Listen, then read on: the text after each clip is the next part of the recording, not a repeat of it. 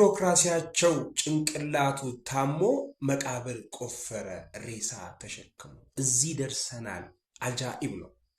አለመተማመን በስቶ በጣም ሰው ሲከዳዳ መቃብር ቆፍሮ ይሄ አሳዛኝ መረጃ ወደ አድማጮቼ አስመኖ ተሸክሞ መስሪያ ቤት ሄደው መረጃ ሊያደርግ እንደዚህ ተጨካክነናል፣ እዚህ ተደራርሰናል።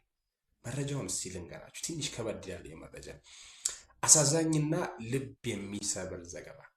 እህቱ መሞቱን ለማረጋገጥ አስሟን ተሸክሞ ባንክ ሄደው ሰው አሳዛኝ ታሪክ። ይህ ጉዳይ እንግዲህ በማህበራዊ ሚዲያ መነጋገሪያ የሆነ ጉዳይ ነው። እስኪ ላደርሳችሁ ምን ፊል እንደምታረጉ ባላቅም ማለት ነው። ይህ በፎቶ ላይ የምታዩት ሰው ማለት ነው በህንድ ኦዲሻ ግዛት ውስጥ ነው የሚኖረው። የባንክ ሰራተኞቹ የእህቱን ሞት በወረቀት ካላረጋገጥክ በማለታቸው ግለሰቡ ተስፋ በመቁረጥ የተቀበረችበትን መቃብር ቆፍሮ እንዴት እንደሚከብድ አስቡት። አጽሟን በመሸከም ባንክ ድረስ ይዟት ቀርቧል። ይህ ታሪክ በወረቀት ማስረጃና በሰው ልጅ ስቃይ መካከል ያለውን ግጭት በግሉ ያሳያል። እስኪ ዋና ዋና ነጥቦቹ ግልጽ ይሆንላችሁ። ግትር ስለመሆኑ ባንከሮቹ የአስተዳደር ስርዓቶቹ ከሰው ልጅ ክብርና ስሜት ይልቅ ለደረቅና ለአንዲት ብጣሽ ወረቀት ቅድሚያ ሲሰጡ እንዲህ ያለ ዘግናኝና ጨካኝ ክስተት ይፈጠራል።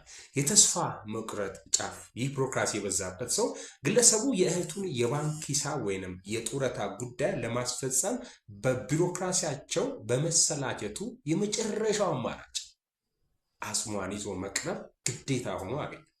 የህብረተሰቡ አስተያየት ልንገራችሁ። በፎቶ ላይ እንደምታየው ከፊትህ ቆሞ ካለው ሰው ይልቅ ከከስተመር ይልቅ ወረቀት አስፈላጊ የሚሆንበት ጊዜ በጣም አሳዛኝና መጥፎ ጊዜ የሚለው ሐሳብ የብዙዎችን ልብ እንግዲህ የነካና ይህ ታሪክ ብዙዎችን ያሳዘነው ሆኗል።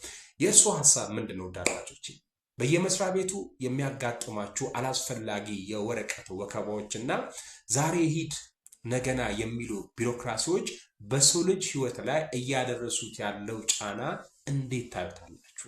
እርስዎ በዚህ ጉዳይ ያጋጠማችሁ ነገር አለ? ዛሬና ነገና በሚል ለተጨማሪ እና ወቅታዊ አስገራሚ መረጃዎች ይህንን ገጽ እንግዲህ ፎሎ አድርጉ።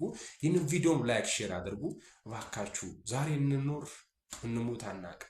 ተፈቅዶልን ነው በህይወት ያለነው። እሺ በእናታችሁ ባንችልም ጥሩ ሰው ለመሆን እንሞክር። ሰዎችን አናንገላት፣ ጥሩ ሰው እንሆን።